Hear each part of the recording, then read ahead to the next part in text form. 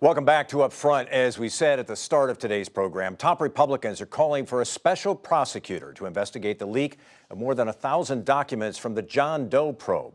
The state Supreme Court ordered materials in that case to be sealed. The leak of them, even according to Milwaukee County District Attorney John Chisholm, who headed up the John Doe investigation, is a crime. Assembly Speaker Robin Vos is one of the lawmakers calling for a special prosecutor, and he joins us now on Up Front. Speaker Vos, good to have you on the program. Hello, Mike. Why do we need a special prosecutor? Well, whether or not you support the John Doe law, and I have to admit that way back at the beginning, I have always been a critic of the John Doe law. I think the idea of a star chamber type prosecution where everybody's kept secret has problems in and of itself. But the fact that the law was on the books means it needs to be followed. So whoever leaked those documents committed really the only crime that occurred during much of this John Doe investigation. We know that it was shut down by every single court because it was found to be unconstitutional. The simple release of the documents had prejudicial value, which is why the judges said don't allow it to happen. They ordered them to be destroyed, and because John Chisholm is appealing that to the Supreme Court, we know the documents are still there. So the only crime that really needs to be prosecuted is whoever leaked those documents, and it's really unfair to those who were involved because they've done nothing wrong themselves. Real briefly, there have been leaks in the past. There have been leaks to the Wall Street Journal. Why weren't you calling for a special prosecutor then? Any leaks that should have happened should occur, first of all, not at all. I mean, that's the easiest way to say it. We shouldn't have any leaks whatsoever. So if people did it wrong then, we should look into that as well. Any leaks that occurred in this John Doe process should be prosecuted as the crimes that they are. I want to ask you about a couple of the documents that were released. One of them shows that a billionaire who was involved in a lead producing company gave a total of about $750,000 to the Club for Growth, the Wisconsin Club for Growth, used to help Republican candidates. At about the same time, the legislature is passing legislation that limits the liability of lead paint manufacturers. Why to a regular person, a person who doesn't work in the world of politics, why does that not seem like pay for play? Well, the first answer is that bill's been around for half a dozen years before any of this even occurred.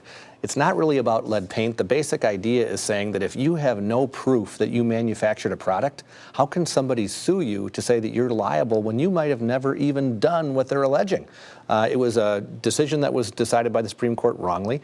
We corrected it, and I think that that's why it happened. My understanding is, and of course those contributions did not benefit the Assembly at all, so we had nothing to say about it really. But even if they did, no relationship whatsoever? No, I don't think so. It's not a quid pro quo? Not at all, absolutely not. Not pay for play, not quid pro quo, not that people wouldn't come to that conclusion looking at this? Well, people have a negative opinion about politics in general, so sometimes if one side attempts to somehow misconstrue what happened, people believe it, but I can't say that it ever has happened. In my world, I don't see pay for play. I'm involved in all these decisions. It never occurs. The most important thing is, don't forget, the law was passed based on something that had been proposed almost a half dozen years ago. Somebody who agreed with what happened helped to support the people that enacted it. That's normal politics. You want to support people who agree with what you do. It's never, I never take a contribution because of what someone wants me to do. If somebody wants to give it to me, it's because of what I already believe in. That's the difference. I want to ask you about an email that was also released, and this is on the night of the 2011 Supreme Court election. So you've got David Prosser and Joanne Kloppenburg in a very tight race, matter of a few hundred votes at the time this email is written. And the email suggests, and you're copied in on this email, the email suggests that conservatives should start talking about widespread fraud in that election. How can you talk about widespread fraud when you don't know whether anything occurred at that time? Well, I have to be honest and say I don't remember getting the email. I take it that I was on there. But the most important thing is to make sure that at the time we were very concerned about what was happening in every part of the state. Remember, it was in the middle of Act 10. We saw an awful lot of people who were incredibly angry, and we were worried at the time of just voter fraud in general. At the time, we didn't have photo ID. We had people who were going out and doing in-person voting. We're going out and doing all kinds of different things to try to gin up the amount of voters. So it's possible fraud could have been there, and we wanted to point that out if it was so close. I certainly think that no fraud was there. We know that ultimately the election worked out just fine, and luckily now we have voter ID, so we don't even have to worry about it. So it wasn't a cynical play. We're going to play the widespread fraud card in order to gin up reaction to the results. No, it's the reality of what we worry about in each and every election with the left, where they are willing to do whatever it takes to win, even if it means doing things like smokes for votes and all the things that we've seen in the past. So it was widespread. Now with voter ID, we have a lot less concern. Let's talk about the transportation budget. Governor talked about it this week fairly extensively, and he's delaying some projects. He's got borrowing down to probably a bit more acceptable level, but you were not impressed. You said it's a political solution, not a real solution. Can you elaborate on that? Well, it's disappointing. Let's just remember where we were. Governor Doyle made all kinds of bad decisions. He robbed from the transportation fund. He actually reduced spending on maintenance in a lot of areas. When Republicans came in, we fixed that. We paid all the money back to the transportation fund. We actually passed a constitutional amendment to guarantee the money can only be spent for roads.